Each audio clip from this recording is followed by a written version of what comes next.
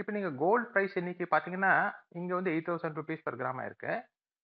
அதே டைம் யுஎஸ்ல பார்த்தா கூட almost new all time price $3,000 per ounce கிட்ட போயிருக்கு.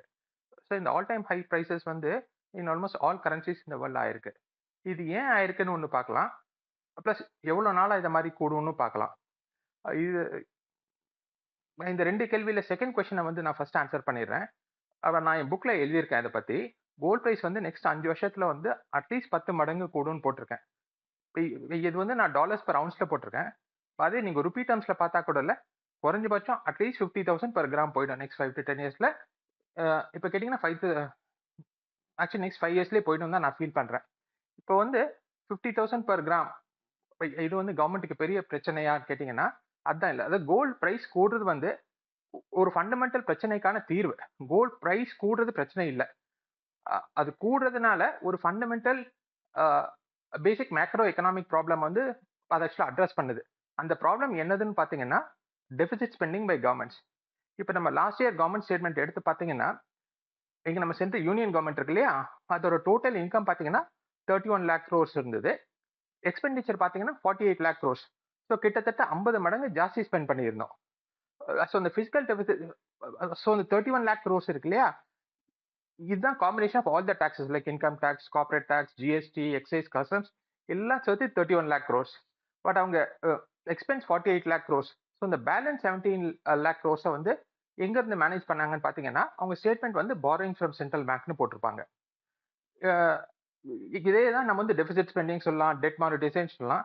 பட் நம்ம இது எப்படி சொன்னாலும் இதுதான் அல்டிமேட்டா நம்ம வந்து இன்ஃப்ளேஷன் டாக்ஸா கட்டுறோம். ஸோ இந்த 31 லேக் குரோர்ஸ் தான் direct taxes. Balance 17 lakh crores வந்து that is inflation tax. So இந்த இன்ஃப்ளேஷன் டாக்ஸ்னால தான் பணவீக்கம் ஆக்சுவலா கம்மியாகுது. சேம் பினாமினா தான் யூஎஸ்லயும் ஆகுது. ஸோ இந்த பணவீக்கத்தினால தான் கோல்டு கூடுது.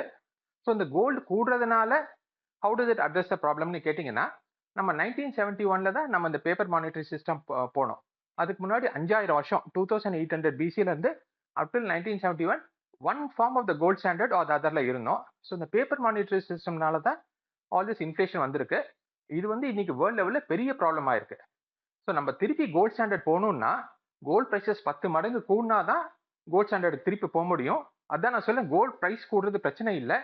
அந்த ஃபண்டமெண்டல் இன்ஃப்ளேஷன் ப்ராப்ளம்க்கு அதோட சொல்யூஷன் வந்து கோல்ட் பிரைசஸ் கோயிங் ஹை. அப்பதான் அந்த வேர்ல்ட் கவர்மெண்ட்ஸ் வந்து திருப்பி கோல்ட் ஸ்டாண்டர்டுக்கு போக முடியும். சார் யூஎஸ்ல இப்போ அமெரிக்கா ட்ரம்ப் சார் புது டாரிஃப்லாம் கொடுத்துட்டாரு. ஸோ அதுக்கு இதுக்கு என்ன சார் டிஃப்ரெண்ட் ஏதாவது கங்காரிட்டி அது காரணம் இருக்குமா? இது வந்து there's lot of geopolitics involved in this particular setup. இது வந்து fundamentally it's a war that is happening between US and China. கரெக்டா? ஆல்மோஸ்ட் லைக் வேர்ல்டு வார் மாதிரி தான். பட் வேர்ல்டு வார் 1 அண்ட் 2 வந்து ஆக்சுவலி பேட்டில் ஃபீல்ட் ஆச்சு with tanks and guns. இப்போ வந்து stock markets plus more importantly like இந்த world currency மார்க்கெட்ஸ்ல ஆக போகுது. ஸோ இந்த யூஎஸ் சைனா ஓகே இந்த பேட்டில் யார் வின் பண்ணுவான்னு பார்த்தீங்கன்னா, கண்டிப்பா சைனா தான் வின் பண்ணும். More than 99% chances that China wins a war. And 2030க்குள்ள யூஎஸ் டாலர் வந்து வேர்ல்ட் ரிசர்வ் கரன்சியா இருக்காது. யூஎஸ் டாலருக்கு பதிலாக gold will replace gold in different form either BRICS gold currency or some other combination of gold. But gold தான் திருப்பி நம்ம வந்து வேர்ல்டு ரிசர்வ் அசெட்டா மாறிடும். ஸோ நம்ம யூஎஸ்க்கும் சைனாக்கும் இப்போ வரைக்கும் நம்ம இந்தியா பார்த்தீங்கன்னா யார் சைடும் சூஸ் பண்ணல. ஆனால் நெக்ஸ்ட் 1 to 2 இயர்ஸ்ல வந்து கண்டிப்பா சூஸ் பண்ண வேண்டிய நிலைமை வந்துடும்.